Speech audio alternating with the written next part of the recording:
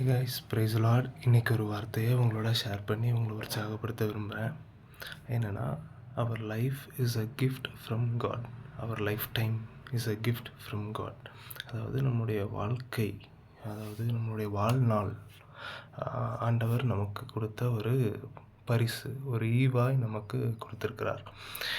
அந்த வாழ்நாளில் நம்ம எப்படி வாழ விரும்புகிறோம், how we choose to live in it, நம்ம எப்படி வாழும்படி நம்ம தீர்மானிக்கிறோமோ, it is our offering we are giving to God.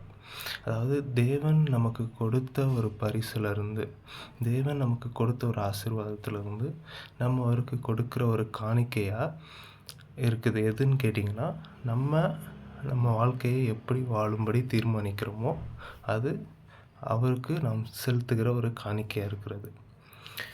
Okay, so அப்போ அந்த காணிக்கை எப்படி இருக்க வேண்டும் அப்படின்ற வார்த்தையை உங்களோட ஷேர் பண்ணுறேன். அதை தெளிவாக சொல்கிறதுக்கு ஒரு வசனத்தை உங்களோட பகிர்ந்து கொள்கிறேன். லூக்கா 9:23 பார்த்தீங்கன்னா, ஒருவன் என்னை பின்பற்றி வர விரும்பினால் அவன் தன்னைத்தான் வெறுத்து தன் சிலுவையை எடுத்துக்கொண்டு அனுதினமும் என்னை பின்பற்ற கடவன். ஒருவன் தன்னைத்தான் வெறுத்து, என்னுடைய சொந்த விருப்பங்கள், இஷ்டங்கள், என்னுடைய சொந்த புத்தி இருக்குல்ல, என்னுடைய அறிவு சொல்கிறது, இதையெல்லாம் தாண்டி என்னை நான் வெறுத்து கர்த்தர் என்ன சொல்லியிருக்கிறாரோ அதன்படி செய்வதற்கு என்னுடைய சிலுவையை நான் சுமந்து அவரை பின்பற்ற வேண்டும் அப்படின்னு சொல்லி ஆண்டவர் எதிர்பார்க்கிறார். இது இயேசு கிறிஸ்து புதிய ஏற்பாட்டில் இருக்க லூக்கா புஸ்தகத்தில் 9:23 இந்த வசனத்தில் தெளிவாக நமக்கு சொல்லியிருக்கிறார்.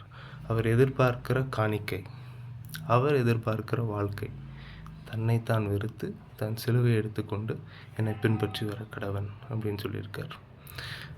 சூழ்நிலைகள் அடிப்படையில் மட்டுமே நம்முடைய வாழ்க்கையை வாழ்ந்து விடாமல், அந்த சூழ்நிலைக்கு நடுவில் கர்த்தர் என்ன சொல்லியிருக்கிறாரோ அதை அறிஞ்சு அதன்படி வாழ நம்மை அவர் அழைக்கிறார்.